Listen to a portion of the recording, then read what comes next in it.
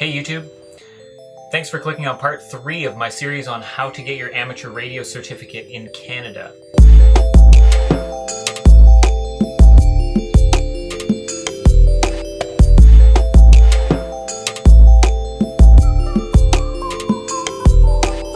Today we are talking about taking the exam. If you watched my last video, you should know how and where to take the amateur radio course. Today we are talking about taking the actual examination. To earn your amateur radio certificate, you'll need to pass a written examination. This exam is issued by the Innovation, Science, Economic Development, or ISED Canada. It is 100 multiple choice questions. It's taken from a database of approximately 1,000 questions. So there is lots of options for them to use, and it's all random when they issue a test. The exam itself consists of 8 main topics. So listen carefully, because I'm going to give you guys some clues here. Those 8 topics, I'm going to go over those. So the first one, operating procedures. So that's learning how to identify using your call sign on the air, how to do that kind of stuff. Then station assembly itself. There's approximately 9 questions on the test on operating procedures. Then the station assembly itself, there's approximately 21 questions, and that's the physical radio, its components, amplifiers, how to be safe with all those kind of components. There's, like I said, 21 questions on station assembly and safety, about that kind of stuff. Circuit components, there's 6 questions on that. Basic electronics and theory, there's 13 questions.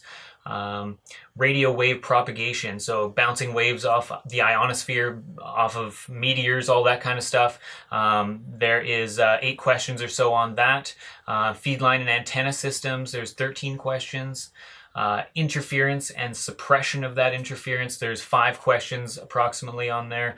Regulations and policies that apply to amateur radio, there's about 25 questions. So you can really take that information and see what you have to study, what you have to really be, really have to remember for that test. In order to pass the test, you will need to receive a mark of 70% or higher. So 70% and above means you pass the test. A mark of 80% will actually give you additional privileges. So that's your basic qualification with honors. So actually, I just passed my test. I only achieved my basic. I got over 70%, but I did not achieve 80%. So I'm actually going back to challenge the test again, and hopefully I'm really rooting for those honors, and then I can move on from there. So the first level of authorization for an amateur radio operator with a basic certificate, like I said, so that's that obtaining 70% on the test. They will allow you to operate on all amateur frequencies above 30 megahertz. So that's relatively used for more short range communications. But I mean, you can do lots of stuff with it still. Like it's still a great thing to have, don't get me wrong. The next level of authorization allows an amateur radio operator to use all the amateur frequency bands, including those below 30 megahertz. Those allow direct communications with other amateurs over a lot larger distances, bouncing signals off the atmosphere, like I said, off of meteors even. There's all sorts of stuff. Check it out on YouTube. There's lots of other videos on this sort of thing. So there are a couple ways to operate on these with these higher privileges. Like I said, so you can either get 80% on your exam, so 100 questions, you got to get 80 right in order to operate within this range. As well, you could just go on and get your advanced license as well. So if you think you know what you're up against, if you think that you are prepared for the test, maybe you've taken the course, maybe you've just read up on the material and you think you're ready to go, there's actually practice tests. So I'm going to put the link to the practice test below in the description. So if you feel like you're ready to go to have a go at the test, please go to the ISED website and have a go at the practice test. Let me know in the comments below how you did. Maybe you didn't do any studying whatsoever. You just took a stab at it, and maybe you passed.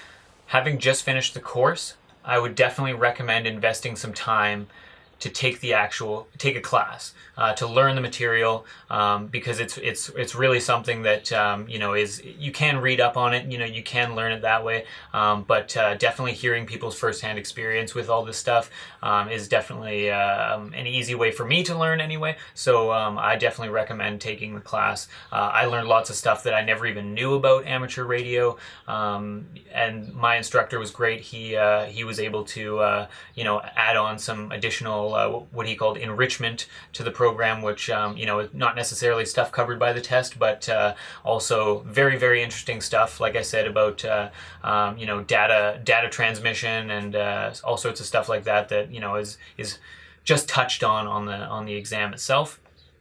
But yeah, I definitely recommend taking a class because it is a lot of material, and there's lots of great instructors out there. So if you have any questions, like I said, please leave a comment below. I'd love to hear and see your guys' progress on getting your amateur radio licenses. What gear do you have? I don't know. Let me know in the comments below. Like I said, I'm new to this stuff. I'm just learning, and I'm trying to make a video series on what I'm doing. Maybe it helps people get moving. Maybe they had a thought about this and didn't know where to go. So here it is. And like I said, if you have any questions or feedback, please let me know in the comments below. But like I said, like, subscribe, and we'll see you next time. Thanks so much.